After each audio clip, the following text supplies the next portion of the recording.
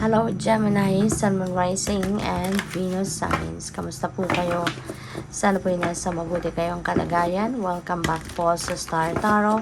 At kung bago kayo dito, welcome din po kayo. Please subscribe, like, share my videos, and leave me a comment kung nakaresonate po kayo. So, first message po ninyo, we have the earth and the ground. So, Gemini, this is important, no, na go back, no, to pagninilay-nilay, no, pagmumuni-muni.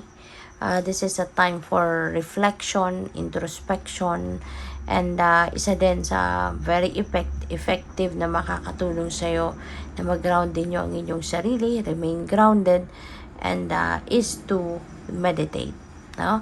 Nasa meditative pose na yung angel na to, so pinapakita sa inyo, sinasuggest sa inyo ng image na to na do some kind of meditation because that is one very effective way of grounding yourself. Okay? So kung hindi pa kayo nakakasubok, no, na mag-meditate, ang dami-dami dito sa YouTube, no, ng reference ninyo na matitignan ninyo kung anong klaseng meditation ang gagawin ninyo or papaano ninyo gagawin, no. There are so many guide dito na mapapanood kayo at marami dyan, no, sa YouTube. I-search nyo lang at iba-ibang klase, no, ang meditation and different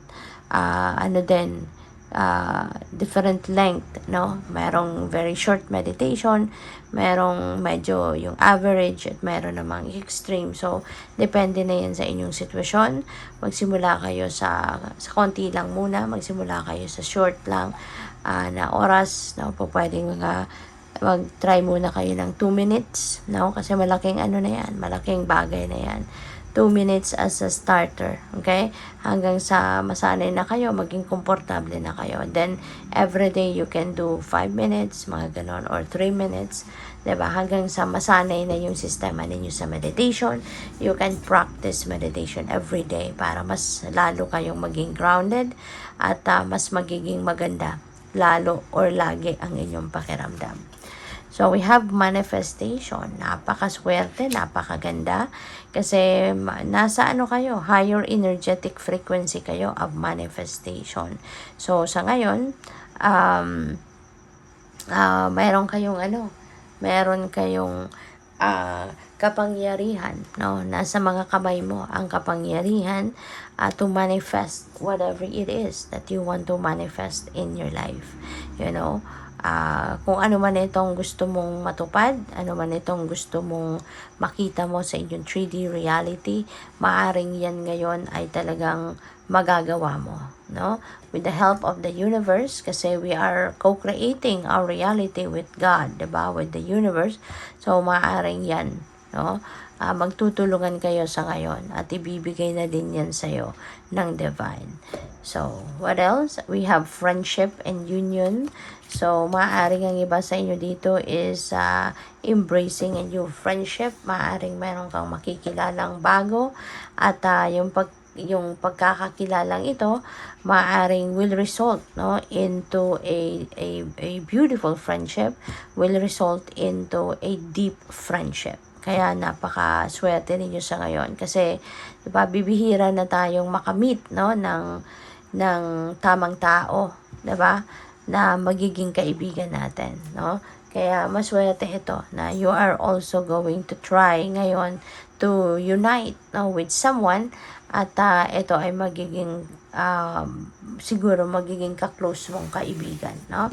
So, good luck. Pwede rin, no, na mayroong mga reunion dito na magaganap sa mga magkakaibigan. Baka meron kayong i-organize na reunion, no? Magkikita-kita kayong muli, magka-catch up, mga ganon. Okay? So, tignan natin kung ano pa ang mga mensahe ni Gemini. We have 8 of Earth, which is really good kasi yung sipag at tiyaga ninyo, no?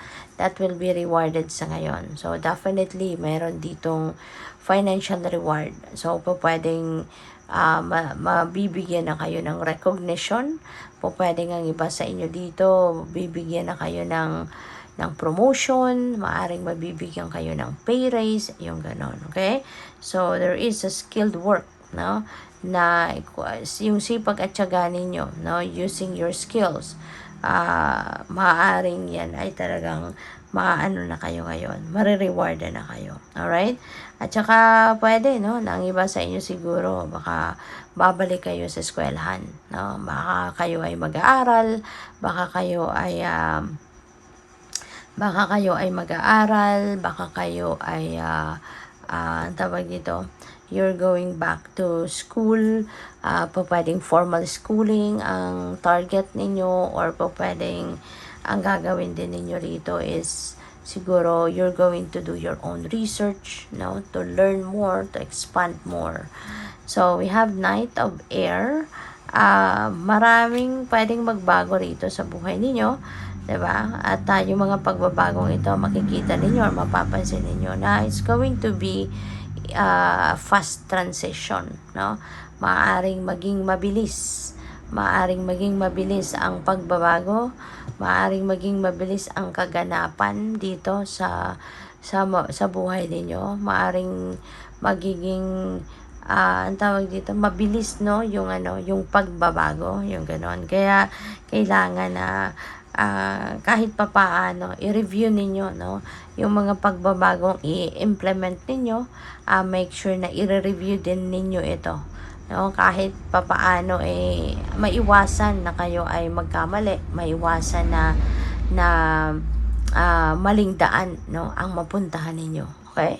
Kaya kailangan na excuse me po, pagplanuhan ninyo, pag-isipan munang mabuti before you do something, alright? So we have the Chariot, so travel, no, Gemini, ang iba sa inyo is bound to go somewhere. Pwedeng ang travel na to could be by air, could be by land, no?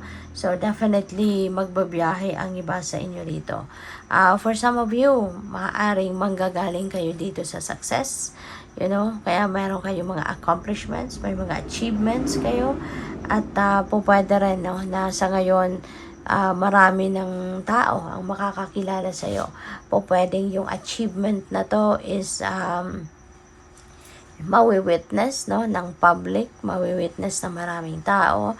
Pwedeng this is related din sa social media, you know, baka kayo ay content creator, influencer, so maaring meron kayong ma-achieve sa ngayon, and there are so many people that are going to clap their hands for you, no? So good luck po. Thank you for watching. Love and light. Namaste.